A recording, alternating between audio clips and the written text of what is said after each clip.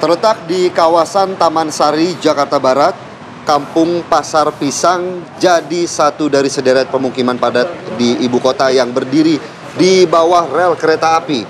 Kondisi pemukiman yang padat, lembab, dan minim cahaya matahari ternyata tak mengurangi semangat warga untuk terus bertahan hidup di tempat ini. Iya, karena di bawah rangka baja rel kereta api inilah puluhan kepala keluarga hidup berdesakan bahkan di Kampung Pasar Pisang. Sempitnya ruang, kemudian minimnya pencerahan alami, dan juga kondisi lingkungan yang lembab membuat kawasan ini rentan terhadap penyakit.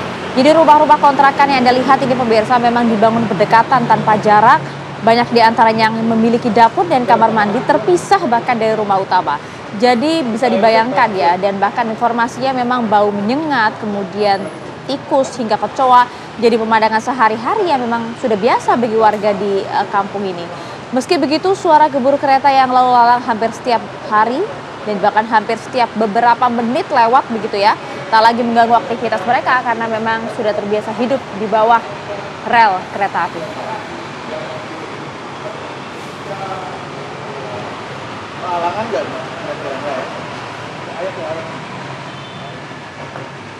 Ya pemirsa, langsung saja kita lihat kondisinya sebenarnya seperti apa di dalam pagi hari ini ya di pemukiman Kampung Pisang ini. Sudah ada rekan kami Firja Dainas langsung dari sana.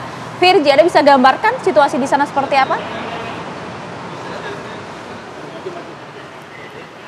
Ya, kembali di Apa Kabar Indonesia Pagi on Location. Selamat pagi Maria dan juga Philips. Benar sekali bahwasanya kami saat ini berada di Jakarta Barat, tepatnya di Kampung Kebon Pisang. Tersebar di media ini bernama Kampung Pasar Pisang. Namun ternyata ketika kami cross check lebih dalam, warga lebih akrab dengan sapaan bonsai atau kebon pisang.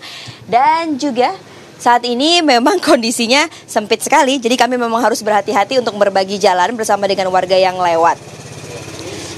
Baik, silakan lewat Pak. Nah, kita coba langsung tanyakan saja dulu pada salah satu warga yang tinggal dengan kondisi yang gelap dan juga redup cahaya walaupun di pagi hari. Halo Ibu, selamat pagi. Bu, boleh kesini sebentar Ibu? Boleh Ibu kesini? Oke. Ini dia Ibu, dengan Ibu siapa Bu? Ibu Yeni. Ibu Yeni. Ibu Yeni, ini saya penasaran deh. Ibu udah tinggal berapa lama ya di sini? Udah hampir 25 tahun. Wow, 25 tahun ya. Bu, tapi emang selama 25 tahun kondisi di gang ini tuh memang segelap ini kah? Iya, emang dari dulu udah segelap ini. Baik. Bu, berarti kalau ini mati lampu bisa lebih gelap? Ya, bahkan nggak kelihatan sama sekali ya? Lebih gelap lagi, nggak kelihatan sama sekali. Oke, Bu, ini tapi saya penasaran deh. Ini kan di jam sekitar 8 pagi. Ini kenapa kondisinya sepi sekali? Karena semua pada kerja. Dan juga sekolah ya? Iya, sekolah, kerja. Terus kalau ibu rumah tangga ada yang nyuci gosok. Oke. Gitu. Berarti, Bu, tapi kalau misalnya boleh saya kulik sedikit, selama 25 tahun Ibu tinggal di sini, kira-kira apa yang menjadi keluhan Bu saat tinggal di sini? Kalau keluhannya ya kalau hujan becek. Tuh, banjir sih enggak kalau di dalam, cuman becek gitu aja, bocor. Baik. Iya. Baik. Ibu baik, terima kasih Ibu, selamat berjualan, selamat melanjutkan aktivitas. Nah, warga ternyata di sini juga tinggalnya dalam puluhan tahun ya, tinggal di tempat gelap seperti ini. Tapi memang keluhannya ini mereka bilang tidak banjir, tapi memang kalau hujan ini becek dan juga bisa baunya juga lumayan menyengat ya di sini, dan juga banyak binatang-binatang serangga seperti kecoa, lalu juga ada tikus beberapa kali juga saya lihat.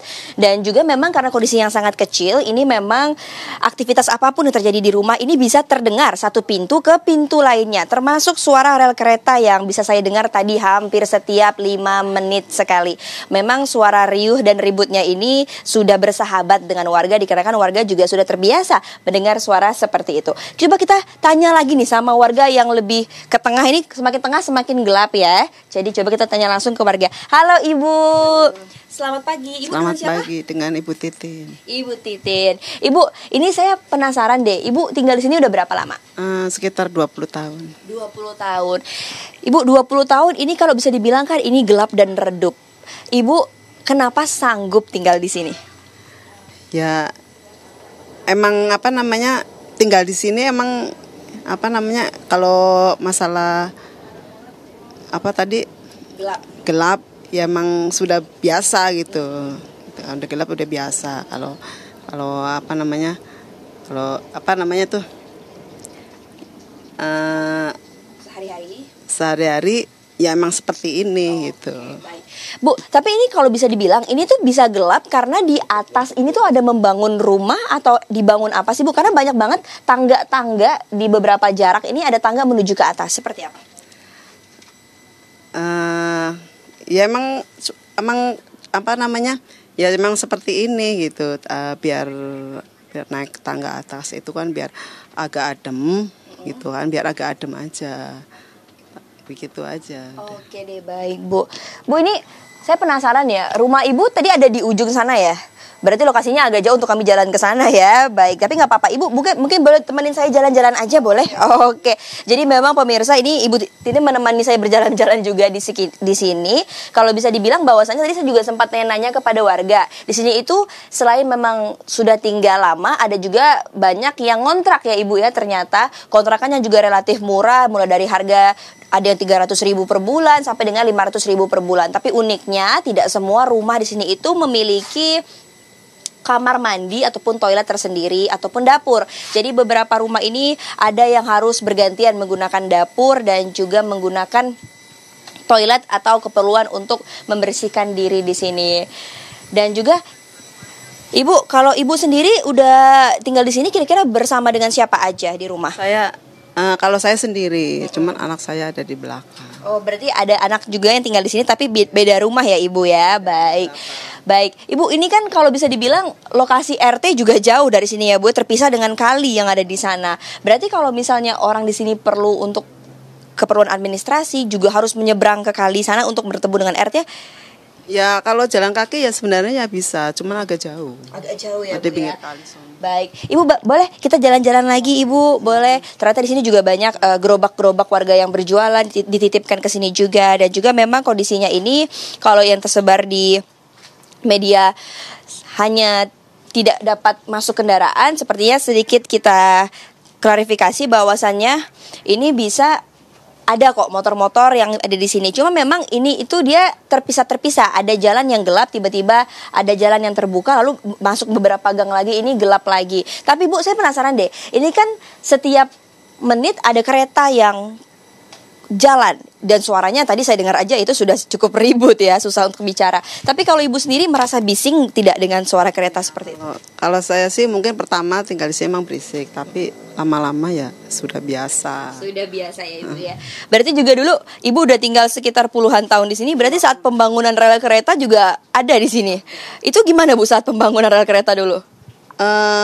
Ya emang saya datang emang sudah ada. Oh, sudah ada ya Bu ya, baik. Bu, tapi saya penasaran, kira-kira adakah dari pemerintah yang sering datang ke sini untuk mungkin mengecek, memberikan bantuan logistik ataupun misalnya mengadakan MCU, tes kesehatan, karena memang tempat tinggal tanpa cahaya ini sebenarnya rentan dengan sakit ya Bu ya, atau rentan dengan hal yang sebenarnya kita manusia juga harus terkena sinar matahari lebih sering. Itu seperti apa Bu? Apakah ada yang datang? Ya sebenarnya ada kadang-kadang. Lurahnya kadang-kadang kemarin juga datang sempat ke sini ya, cuma kemarin doang. Kadang-kadang juga ada bantuan gitu. Baik. Iya. Bu, tapi kan ini juga terakhir deh Bu, saya penasaran deh. Ini kan untuk menuju ke akses rel kereta ini kan mudah sekali ya Bu ya. Banyak sekali tempat-tempat yang tinggal naik tangga kita langsung masuk ke rel kereta tanpa ada batas dan jarak. Tapi kalau untuk keselamatan sendiri Bu, khususnya untuk anak-anak yang maksudnya suka bermain gitu, itu seperti apa Bu? Apakah ada perhatian dari pemerintah untuk memberikan batas antara rel kereta dan juga aktivitas warga di sini? Oh, itu sudah ada. Kalau untuk anak-anak naik kereta emang dianjur tidak boleh naik kereta, takutnya ya sering ada kecelakaan.